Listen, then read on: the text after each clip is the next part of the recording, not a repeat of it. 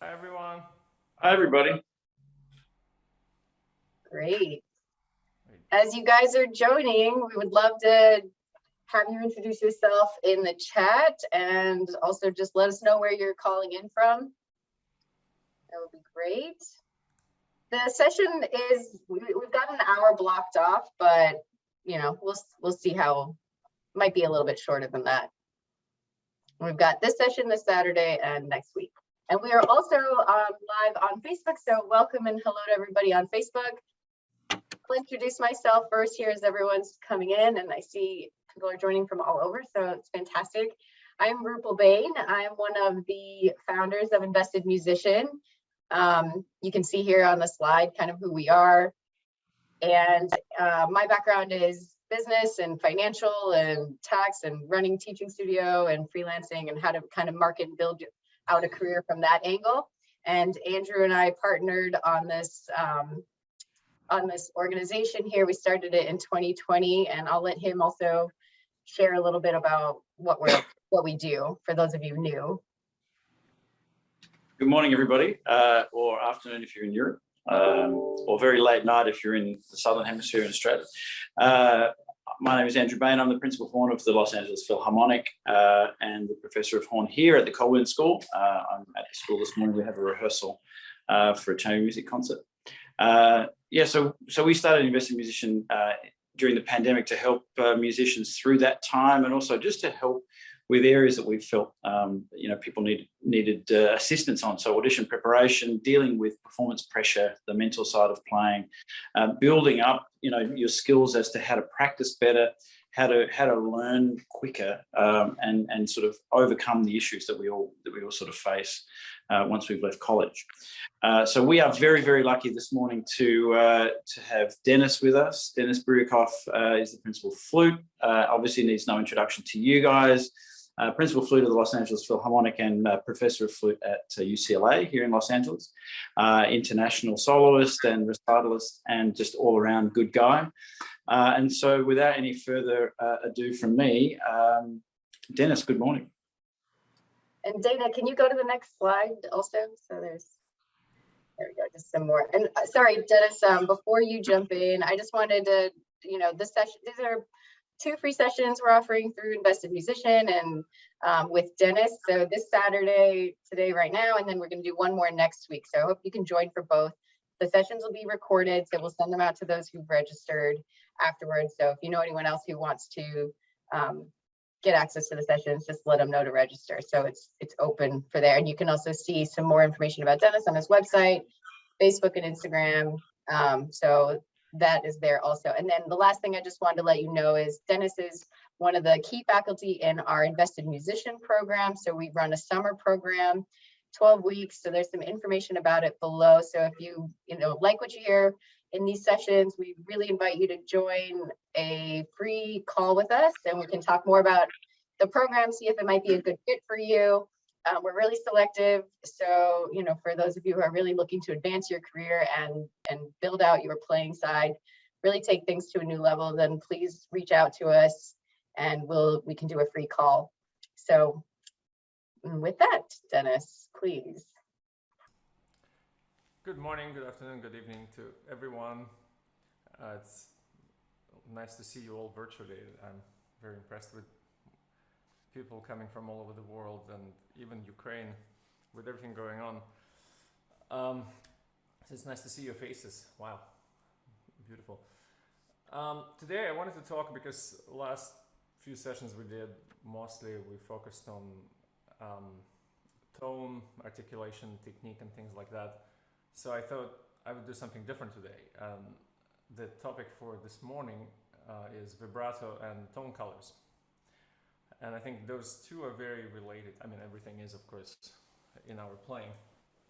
But recently, Eugene Eisler actually said his teacher was comparing fundamentals to everything else, to architecture, to buildings. So fundamentals being the structure, the bones, something we don't really see. We see what's on the surface, the phrasing.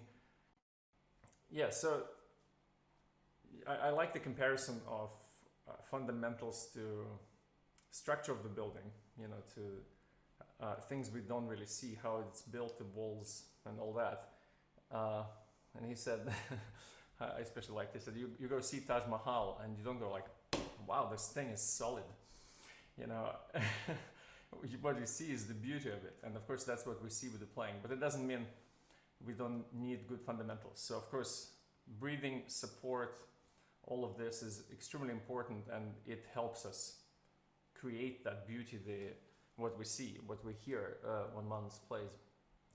And I think vibrato is sort of falling in between. It's because it is one of the fundamentals, but yet it's what can make a performance amazing, or it can completely ruin it. So I think you cannot underestimate the importance of vibrato. I like asking people, what is vibrato for? And most of the time when you ask anybody this question, they would say, to be expressive. And that's how I learned it too. It's to sing, to be expressive. You know, you could use different words for it, but that's pretty much what everybody says. But does that mean if you don't use vibrato, you're not expressive? You know, some teachers certainly think so, some players do as well. But if you think of other instruments, piano doesn't use any vibrato. Is that inexpressive? Of course not. French horn nowadays doesn't use any vibrato. I mean, in most parts of the world, right? Or very little vibrato. Clarinet. You know, there are so many instruments which are very expressive, and if you think of the solos, you know, from Tosca, clarinet solos, for example, some of the most heart-wrenching music ever written. So it definitely does not equal expression. So I think that that's one very important concept, because somehow people think if I put vibrato on, I'm automatically gonna sound good. And I think it's really, really far from truth. So what is the purpose of vibrato then, if it's not to be expressive? I think it is to highlight what you're already doing. So I personally like practicing certain things without vibrato first, and try to make it as beautiful as possible and use all the means possible to make it work, like clarinet players do.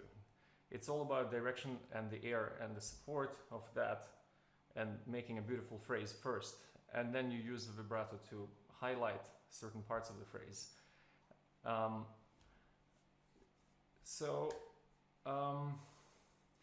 want to give examples of what people do with vibrato. So because I've heard many people play in masterclass, and I've been through various stages myself. One of the reasons I want to talk about vibrato actually is because that's something I'm constantly searching and working on myself. And it's one of the things, when I listen to my recordings long enough back, I hate it. So when I see my 10-year-old videos on YouTube even, I'm like, should I delete this? It's sort of, your opinion changes so much of this. And vibrato, of course, is very individual, right? It's part of your voice. It's just like the tone color. You can talk about it, you can find certain things in colors, but it will be always individual. And with vibrato, it's the same. Also, it should be different for different styles. I think the most important word is flexibility with vibrato, so it doesn't ever stay the same. And that is a very important concept. So what I hear a lot is something like this.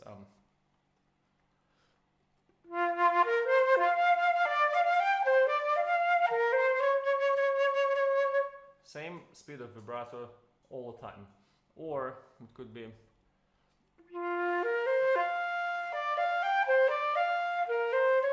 on non-vibrato. You can meet players with all kinds of extremes. I went from a phase where I had really, really fast and shallow vibrato as a teenager to really deep and slow vibrato later on. And now I'm trying to use as little as possible, only something which really gives some meaning in music and phrase. By the way, can you all hear me okay? I get some messages that it's breaking up a little bit. No? Yeah, it sounds good. Yeah, okay.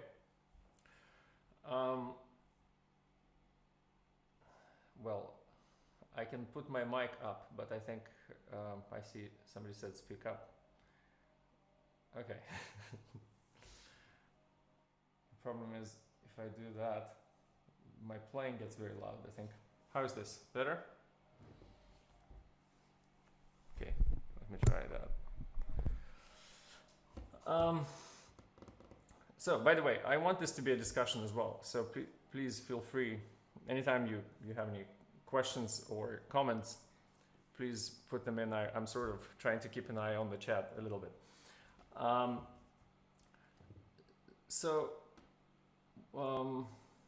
You know, one analogy I heard on the oboe also. It's the same kind of problem as the flute. There are different styles, and in different countries you have different approach to it. And one thing I don't want it to sound like always is, I heard some players, and sorry, it's a little mean, but we've had oboe audition and heard hundreds of players, and some of them would play like you have a note, and you know how dogs they scratch themselves, so you go it's sort of this never stopping same vibrato, and that's one thing which is I think completely ruining the phrase for me. No matter how beautiful your tone is, no matter how beautiful your phrasing is, if you do that, it's just the focus is gone. It's all on vibrato. There's no more atmosphere.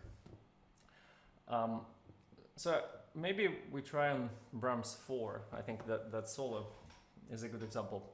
Now if you do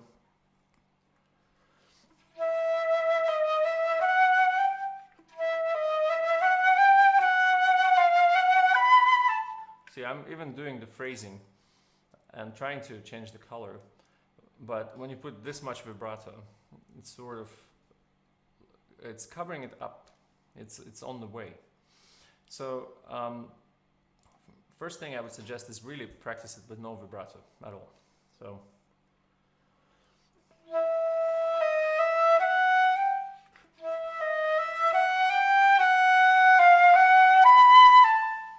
and try to make it sound beautiful. Of course, we're not used to this because we're not clarinet players who have to work hard all the time to make it sound good.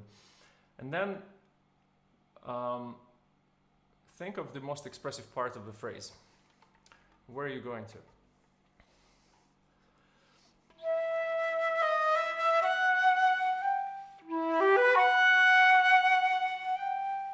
Right, it's the F sharp in this little phrase. So that note is the one which is the most expressive part of the phrase. So I think that is, for me, mentally, nowadays when I play, I think maybe only vibrate on this note. Everything else is leading into that and leading out. So you start with almost no vibrato.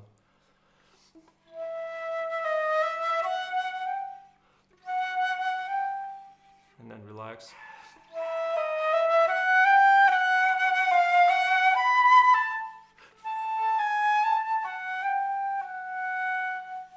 Etc. So vibrato is constantly flexible, and it's helping you highlight what you're already doing. The most important thing, of course, is direction in the phrase, always. If there's no direction, there's nothing you can do to help that. Now, let me just read quickly. Yeah, challenging to explain to high school students who tend to play with no or way too much vibrato. Yes, so I think it's good to think this way when you're trying to explain about vibrato, that we have to highlight the important part of the phrase. It has to help express what we want to say, not be on the way. It's not just to be expressive. Now let's go a little bit into the physical side of it, of vibrato. How do we practice this? And where does vibrato start from? That's the never-ending debate, isn't it? So some people say, definitely you vibrate with the diaphragm. Some people say, no, it's only the throat which produces vibrato. Diaphragm is not involved at all. You know, to be honest, I think, like with a lot of things about playing, like when you talk about tonguing, for example, what syllable do you use? Is it ta, ka? Is it tu, ku? Is it dugu, logo, dogo? What is it? At the end, you're doing something else. What we're actually doing, these words are just to describe the feeling, right? So for me also, even if it's true that vibrato only starts here, I think if you don't have the support from the diaphragm, it's not gonna be the same way. So for me, it's important that it starts here in the diaphragm. So when you play, if you try also, I don't know if some of you have flutes out. Let me see if I can see more faces. Okay, better. You know, if you play, for example, top C, which I might have to go further away from the mic, to put vibrato on that, it's absolutely impossible for me to vibrate without involving my diaphragm. I don't know how people do that. If you try only practice from here, you've probably seen these exercises some people do. Just from here, from the throat, and it creates this artificial vibrato.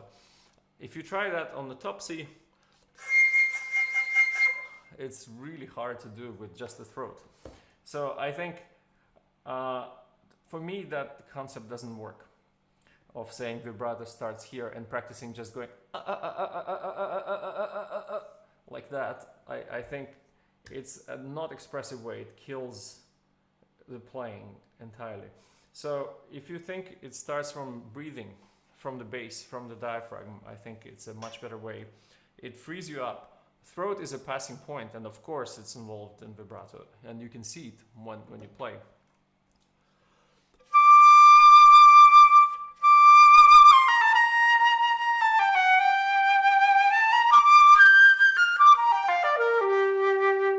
You can see some movement around here, and I think, of course, it is a passing point, but the starting point is lower. So how do we get that involved, especially for somebody who has always vibrated only from here?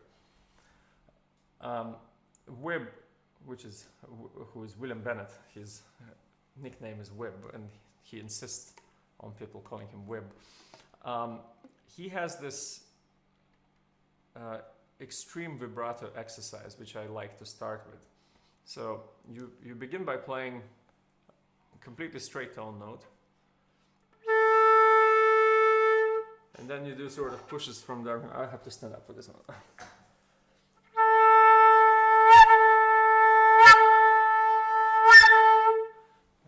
It doesn't matter how far you overblow, but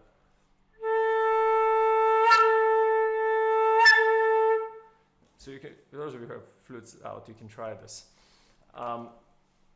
And that is the fundamental of vibrato. And then you try accelerate this.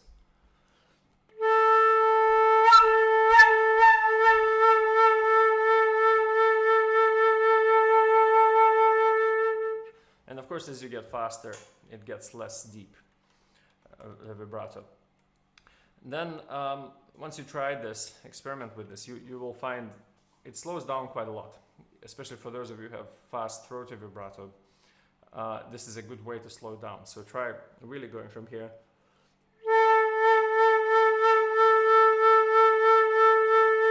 And get this, grandpa vibrato, which I call this sort of thing. It's better to start from too slow than too fast. Then you can practice in different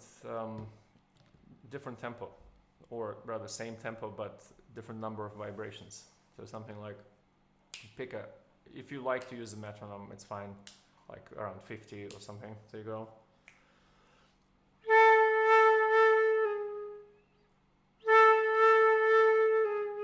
So 3 vibrations. Then we add one more.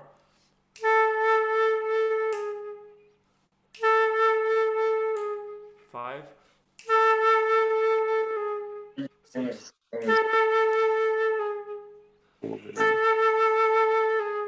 Grab the other comb. I hear somebody talking. You guys hear me?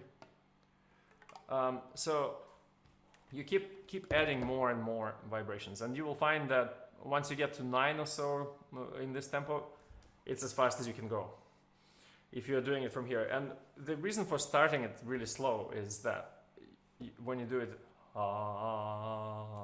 this speed, it's impossible to do it just from the throat. Your diaphragm will be involved. So, and as you accelerate, you automatically repeat the same way you do it on slower speed.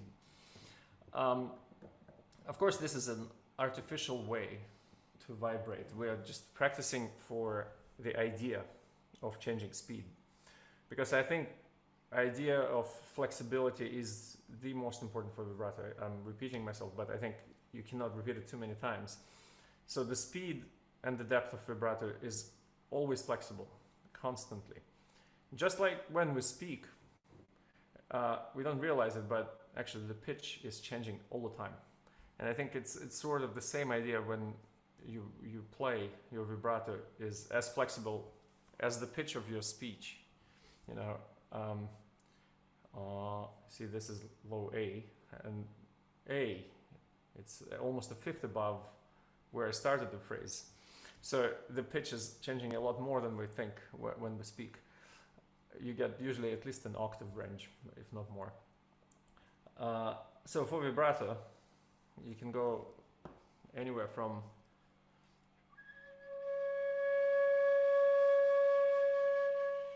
this to, you know, if you really have to. But I was thinking, if we go back to the example of a building, so vibrato could be probably the wall colors or, you know, patterns on the walls or something like that. So if you use too much vibrato, I was thinking suddenly this morning, it's like you just paint your house bright red, every single wall. Can you imagine how that will look like? And it's if you do this. Yes, it's nice to have a red highlight somewhere in your house, you know, maybe a painting with red color, but you don't want the entire house to be red. At the same time, you don't want it to be any color, right, in music. So too pale is not good either, so we need to find the appropriate vibrato for the style. So practicing speeds is one thing, and then the depth. I like to think of these two variables as a chart, you know, when you have X and Y in math. So sort of you can put it anywhere on that board. So you can make it, depending on what you're trying to say, it can be as deep and fast, or as shallow and slow as you need to. So practicing the depth of vibrato is a little bit harder. I like to start with completely straight tone and then add vibrato so gently that even I myself don't realize exact moment where it begins. So something like this.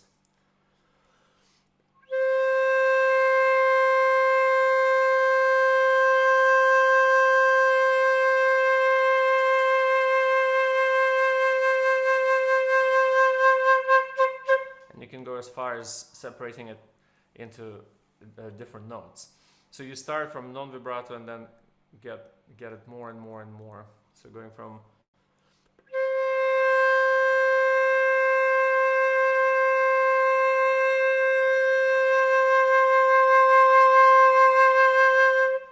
again, a very artificial way. I'm trying constantly to keep the same speed just for the sake of this, you know, practicing the depth. Then once you've experimented with both of these enough, you can then find a piece of melody or a scale or anything where you can practice that in real life. So whether it's Brahms 4 solo or just, we could do, you know, 5 notes of a scale. What about that?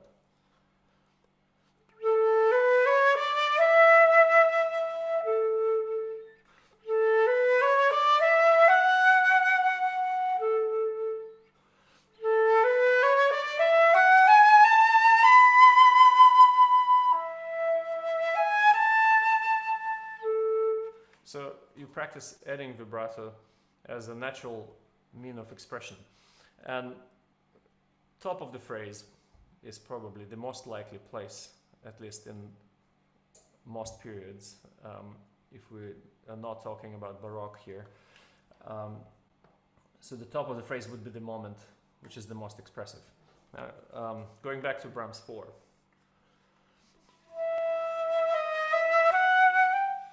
Going here and then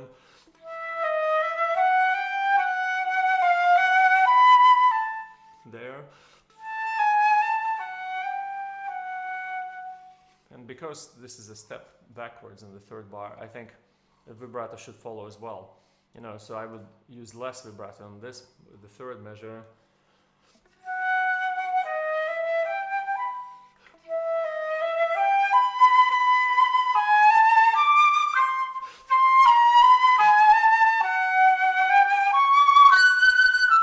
And of course, this is the climax of the solo, so that's the moment I would reserve that little bit of red color, you know, which I was mentioning earlier. Sol, do, fa, mi, to get to this point in the phrase, and then you descend from then.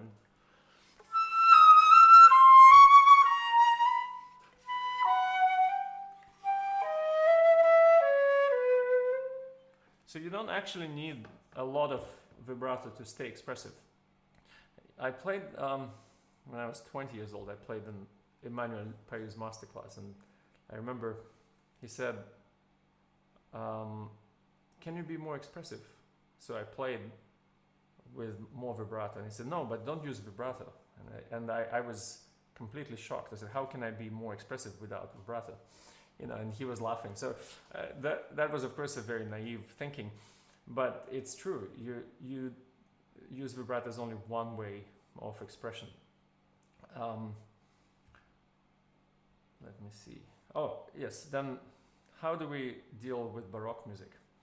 You know, where you shouldn't use a lot of vibrato, I think.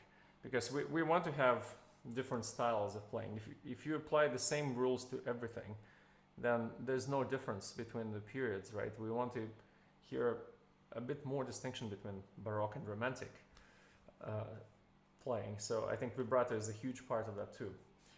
And tone colors, which I'll get to in a minute. So in Baroque music, I think really, as the scholars say, you should treat vibrato as an ornamentation. That's the best way to look at that. So just as you would add a trill, you add vibrato as that. Like if you play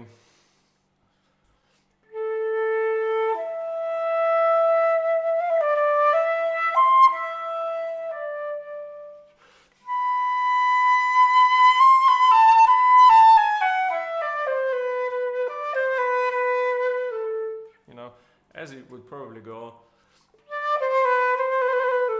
you could add ornament like that. So in places where you don't want to put an actual trill, but you want to say something special, again, you could apply this. Now, sorry, let me see the chat very quick.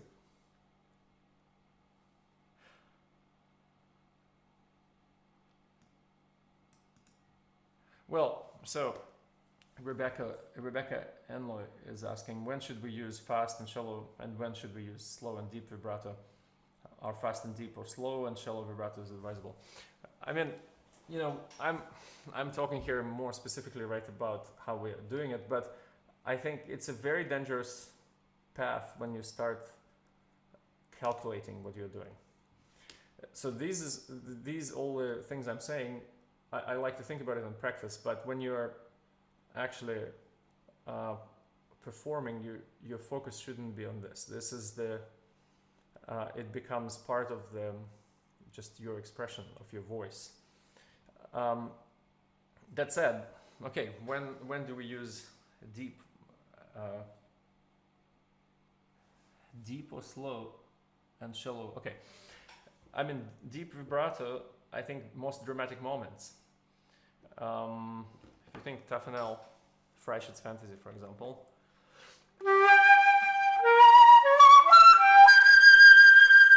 Maybe there. But be careful, because it's very easy to get to this.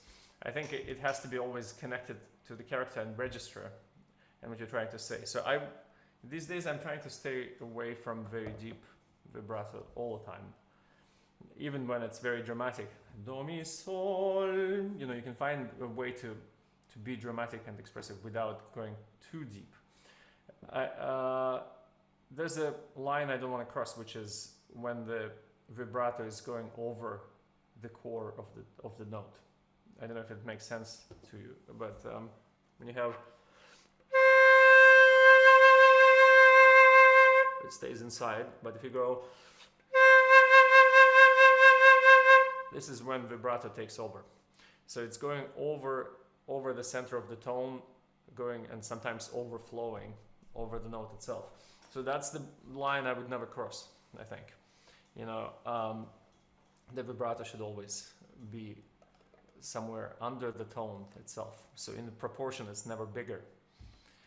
I don't know if it's making sense, but for shallow vibrato, of course, if you think of Du Sonatine or French repertoire, you use a lot of almost non-vibrato.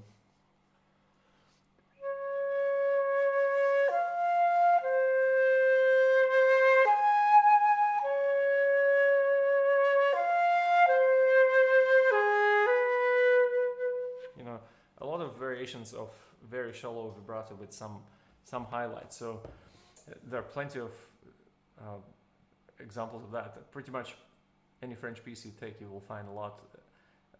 Afternoon of the Phone, I would maybe start even with no vibrato and then just gradually add little by little. I don't want to demonstrate that one. It's always, it's too early in the morning.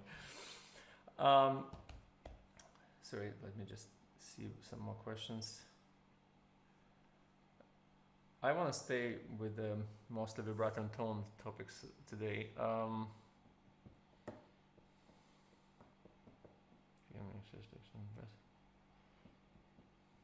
Sorry, I'm not understanding some of the questions. Exercise to extend the breath to use all different vibratos. I'm not sure I know what you mean. Okay.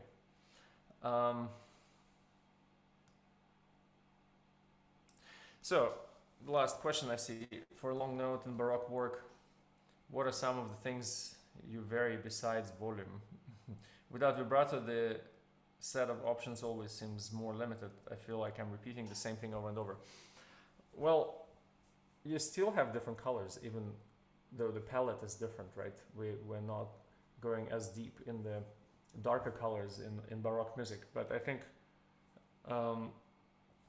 everything else we can use still. You have colors, articulation, the length of the notes, direction, character. I mean, that's there's so many other things you can do with it.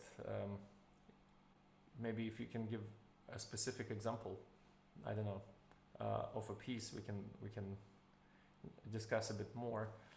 But volume, I think, is a very dangerous word. So in Ken Alexander's question, because, you know, volume is not dynamics. And that is something I think some of you were here in previous sessions we did last year, but no, this year. Volume and dynamics, of course, are related, but it's not the same thing at all. Because for one person, what can be piano, for another person is the forte, decibel level wise. So it's really nothing to do with that. And that's something James Levine was saying. That was one of those moments I suddenly had an epiphany, you know. I was like, oh my God, this is so right. I mean, I already knew it in my heart, but he put it into words. And he said, you know, you hear singers in the 4,000 seat concert hall like the Met Opera houses, and they sing pianissimo and it sounds beautifully soft, but it carries all the way through the back. And actually, if you have a decibel measuring machine, you will see that it's not soft. It's all about the color. You can play quite softly, but it will sound intense, and that gives us the feeling of mezzo forte or forte. So if you do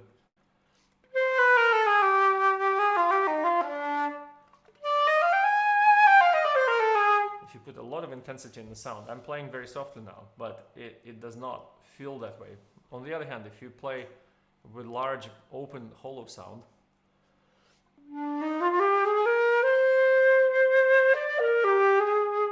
this feels like I'm playing piano, but decibel level wise, I think it could be bigger than what I was showing before.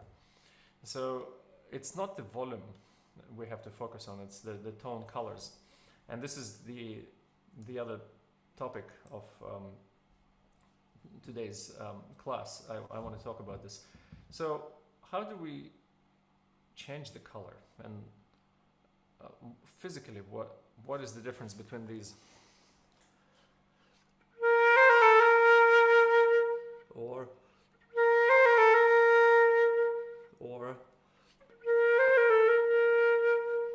even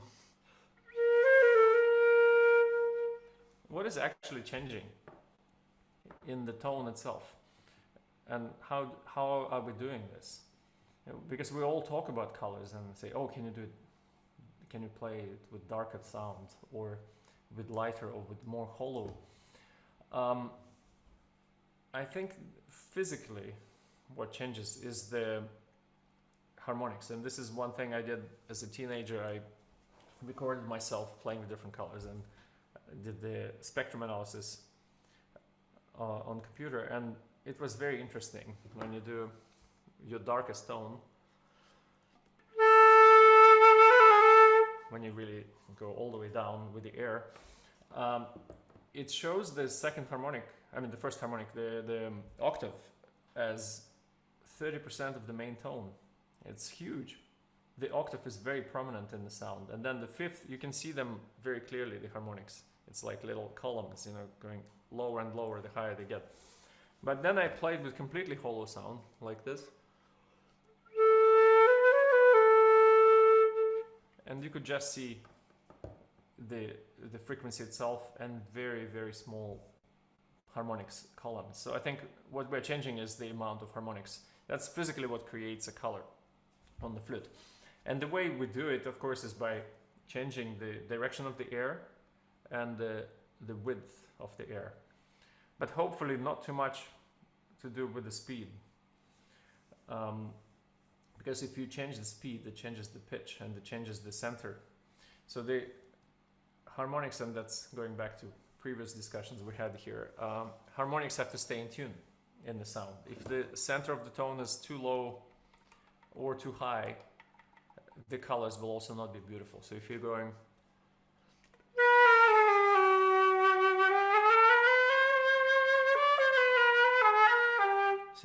I'm of course demonstrating it in an extreme. When you're going too low, then you're trying to change color.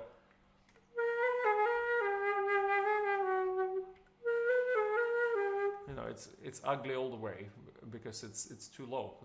The center of the tone is in the wrong place. If it's too high,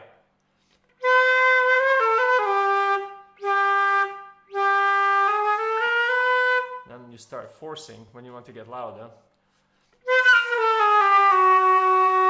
and you hear something breaking in the tone. It's because the air is now going too fast, and it's also the center is too high.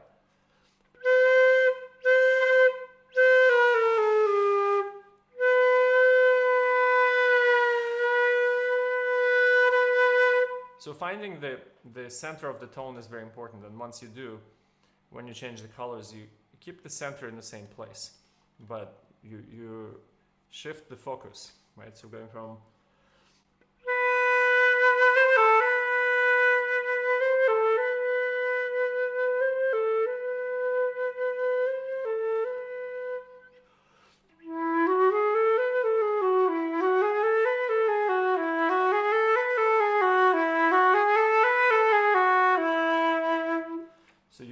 change where it's going, the center of not the center of the focus of the tone, but the center is remaining in the same place in the tone.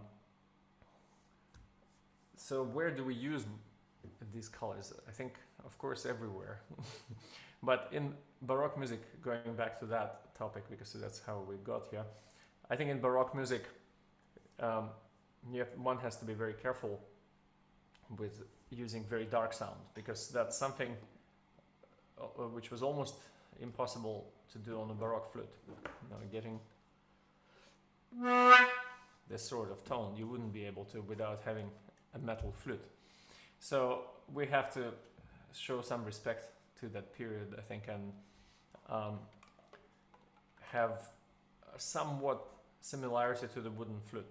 Of course, already the fact that we're playing it on the metal flute is saying we're not going to sound the same. But I think one has to show enough respect to the period and the style. So you can find ways to project more without getting darker, especially if you're playing Bach or Mozart in a classical Baroque period. I would never do, this in the bottom. You hear some people going very dark sound with lots of vibrato on these notes. So we have to change both. One is, you can make just as big sound without forcing it, without compressing it with harmonics. So let some of the harmonics go, get more of the main frequency.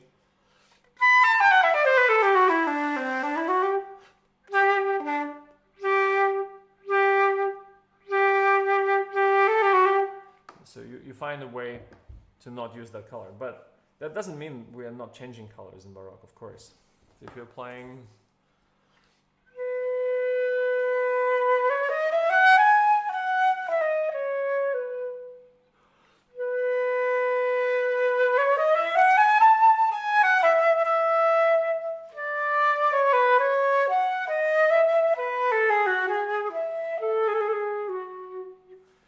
there's still a change of color going on, and that's what you can change, I think. So it's a bit of a long answer to Ken Alexander about not sounding repetitive.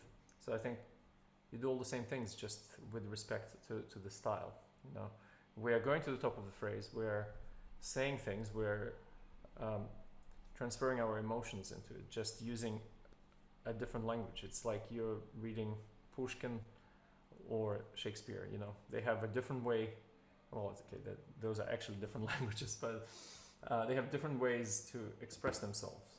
But the emotions are sometimes the same. They express love, jealousy, whatever it is you want to say. So we have to find our language for each period. Sort of, how do we communicate these feelings in a different style? Okay, I think. Oh, and yes, last thing about this too. So, what's the connection between vibrato and tone colors? I think that is also part of it, isn't it? Because when you have a lighter color, you would probably not use the same vibratos in the moment, which is more dramatic, with darker color. So something like,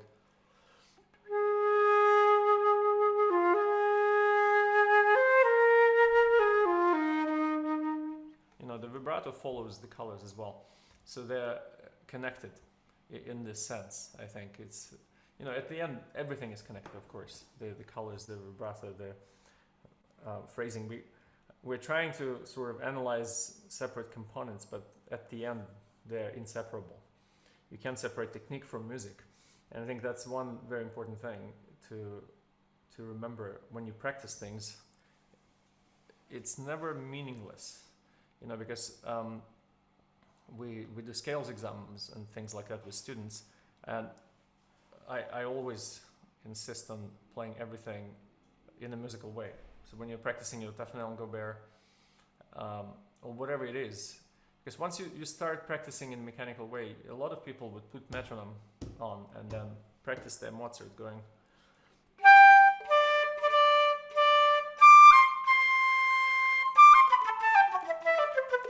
I'm exaggerating now, but sort of like separating this, and then I'm going to play it in tempo and I'm going to make it beautiful. It's not going to work, because if you practice it in this way, that's how you will end up sounding. So no matter what you do, even when you're practicing different rhythms, if you're tackling a difficult passage.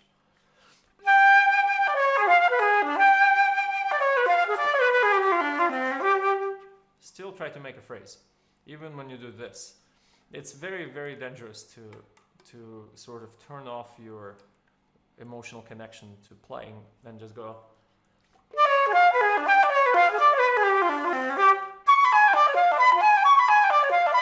You know, when you practice like this, and then you're expecting to play beautifully once you play it normally, it ends up sounding the same. You know, you start doing this in a mechanical way. So I think one most important thing is to never ever do anything in this non-expressive mechanical way. Okay, should we do some Q&A now? I think maybe it's hard to, wow, it's a lot of messages in the chat, so I might need some help. Yeah, maybe I can grab a couple questions for you. So one question Betania had was just asking about some exercises that might be used to develop some different colors. I would use a simple piece of melody, maybe Taffenel Gobert, you know, what I was demonstrating, just with 5 notes going from.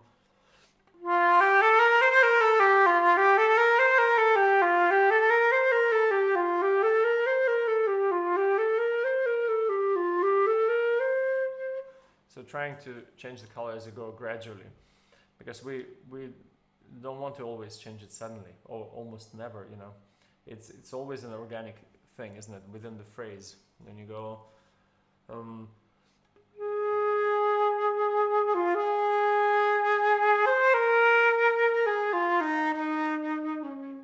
you gonna analyze every single bit of color? Of course not. You know, it's sort of getting a little darker towards the top and then lightening up. So I think practicing it in the same way is important. So it's not just going, it's not doing this, but sort of practicing the transition between, you know, making it part of it. So maybe when you're also even playing EJ4, pick a color for your scale, you know. So one.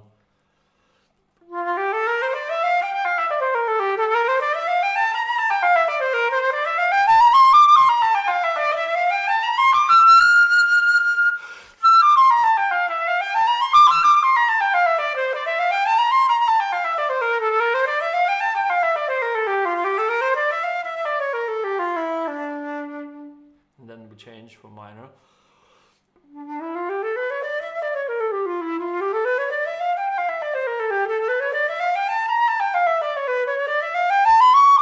So that's another way, you know, when you're practicing scales or long notes or whatever, see if you can pick a sort of general mood for that particular scale, you know. So these would be the things I practice, or take a particular piece and sort of sometimes analyze a particular phrase, you know, what exactly is happening. That goes both to vibrato and the tone color. Great. I like this question. Do lifted eyebrows help to brighten the sound, or is that a myth? That's a pretty funny question.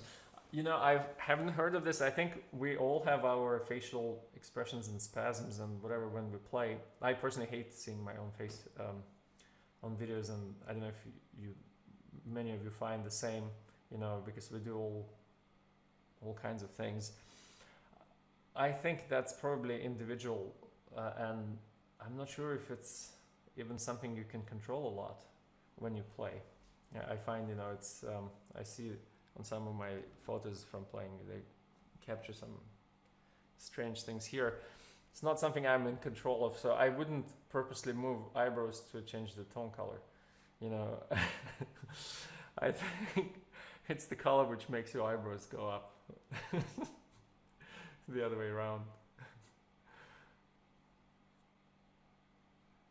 Okay, there's another question about diaphragm from Gina. So she was asking, with regards to support, do you recommend pushing down the diaphragm, out, neither, both? Like, how do you tackle? That's a very good question, actually. So I've had teachers saying opposite things as a kid, and I'm sure you've heard various things too. So one said your stomach is like a fish bubble or something. Sorry, it's a bad translation from Russian, but so you have to always stick it out as you're playing, and as if you're exhaling, you stick it out. And some people teach this, that when you're playing, you go, you try to stick out your tummy, and it helps support. I completely do not believe this, because I think it works exactly against you. What are we trying to? Why do we use the diaphragm? What is the purpose of it? I mean, at the end, we're not playing with our stomach. There's not even air there, right? The air is only starting somewhere up here. The lungs are not that big, so this part has no air. There's only guts and stomach and all that in there. So, but what we use it for, I think, is to help push the air out, right? So when you have accents,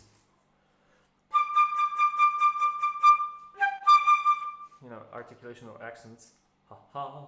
You can try it without flute. When you do ha ha ha ha ha, and put your hand here, what happens?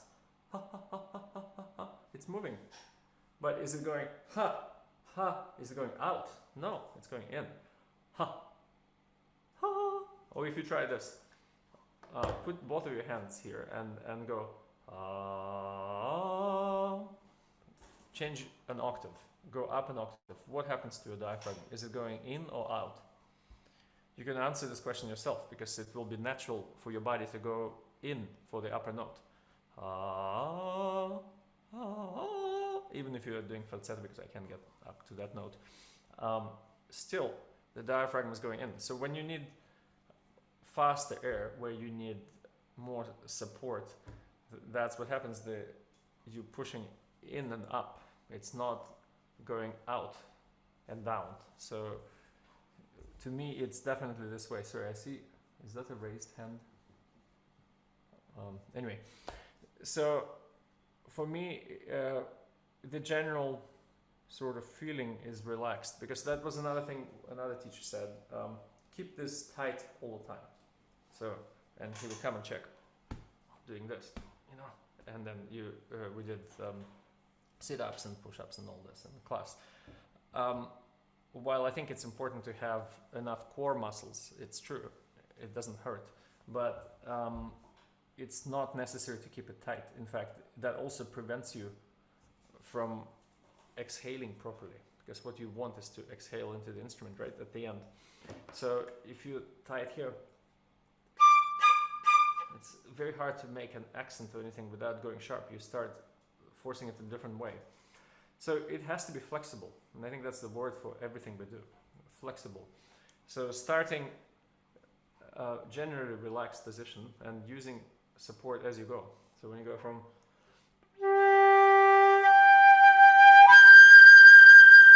a bit more in the upper octave, especially if you're playing with full sound, maybe less when you're playing piano, but the purpose of it is to help the air to move at the right speed for the right moment. When you get to with that, still there's enough support to get the right speed of the air. And support means push it up and in, not pull it out and down. So that's my answer to that. Great. So I think with the last 5 minutes, and thank you everyone for putting questions in the chat, we do one more session next weekend. So we hope you guys join us again for that. We'll try to put a recap together and email that out, and make sure you guys have the recordings as well soon. Were there any questions about Invested Musician and the program? And I was just wondering if Dennis, you could also just talk about, what it's like for the students you work with through the program as well in the last few minutes. Well, I think the program goes well beyond just the playing, because you have RuPaul talking about the completely other part of being a musician, about the business part, right? Or I don't remember what you call it, RuPaul, but so you get all kinds of information on things, not only about playing, but about how to build your network and career and all of this. And Andrew talks about taking auditions and mental training and other parts. I mean, I think Rupal can explain actually this part better, but you'll be pretty busy, I think, if you want to be, if you're in this program, because there's a lot of information, a lot of teachers coming in and doing various things. So yeah, and it's so we have private. It has private lessons monthly. There's a mock audition. We do performance class, so you'll play every couple of weeks. You get not only, you know, feedback from Denis, but there's 6 principals from the laphil that are on faculty, so they rotate through. You get feedback and you know, customized support from each of them as well. And it's all different instruments, so it's a nice opportunity to mix as well and build out a community and network within Flute, but also beyond. It starts in early June and goes for 12 weeks. So I saw some of our alum here, and so that's great to see you guys. Hey, Tong and others. So let us know if you have any questions. I put the, you know, there's the link to the website. You can check it out there. And we do just do free calls if you want to chat more about it and learn about it. So no pressure or obligation there, but we'd love to meet with you guys and see if it's the right fit for you. Okay, great. and if you want to choose the topic for next week's class, you can feel free to email. Email us, yes. Yeah. Thank you, everyone. Okay, great. Thanks, everyone. We'll see you next week. See you. Bye.